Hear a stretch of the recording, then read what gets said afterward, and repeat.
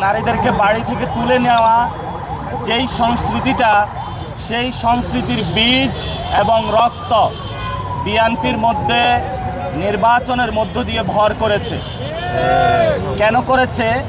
কারণ এই ইলেকশনে ভারতীয় শক্তির সাথে যেভাবে হাসিনা আঘাত করে চলেছিল এবং হাসিনার সন্ত্রাসী বাহিনী ধানের শীষে ভোট দেওয়ার কারণে যেভাবে রেপ করেছিল, তেমনিভাবে ভারতীয় রক্ত এখন বিএনপি নামক দলটির উপরে ভর করেছে।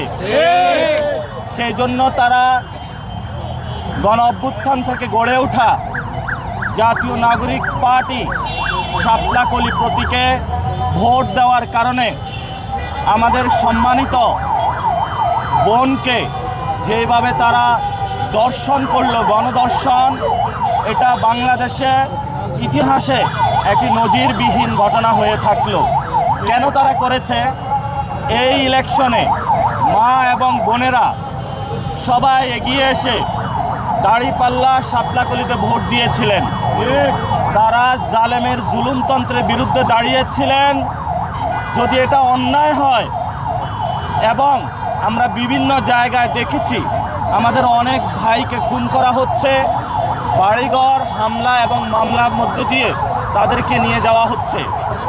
আমরা অতি দ্রুত বাংলাদেশে নারীদের জন্য নিরাপদ একটি বাংলাদেশ চাই, যেই বাংলাদেশে ভারতীয় শক্তির নতুনভাবে আঘাত গোষ্ঠী বিএনপি কোনো নারীদের উপরে ধর্ষণ তো দূরের কথা, একটি কটু কথা বলার সুযোগ পাবে না।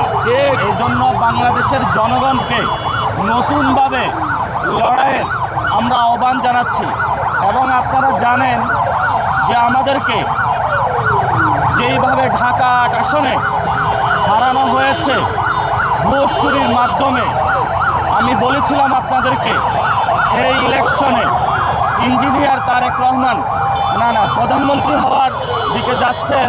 তারেক রহমান উনি যেই ধরনের ইঞ্জিনিয়ারিং করেছেন, যেটার মধ্যে এস্টাবলিশমেন্টেরও অনেকটা অংশ ছিল এবং প্রশাসনেরও অনেকে জড়িত ছিল, এটা আপনারা জনগণের উপরে একটি জুলুমতন্ত্র চাপিয়ে দিলেন।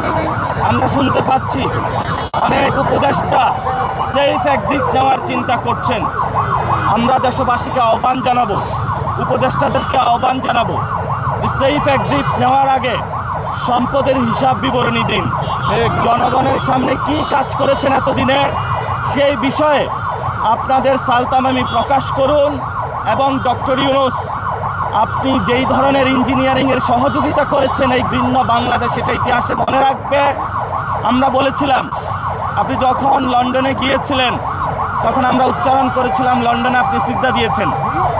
সেটার ফলস্বরূপ যেটা আমরা দেখলাম, বাংলাদেশের এই নির্বাচনে প্রশাসনকে কাজে লাগিয়ে যেই ধরনের ঘৃণ্য সংস্কৃতি আপনি জন্ম দিয়েছেন, একটি জালেমকে বাংলাদেশে নিয়ে এসেছেন এবং তাদের মধ্য দিয়ে আমরা এখন দেখতে পাচ্ছি আওয়ামী লীগের অফিস উদ্বোধন হচ্ছে, বিভিন্ন জায়গায় আমাদের বোনেদের উপর আক্রমণ হচ্ছে। এটার জন্য আপনি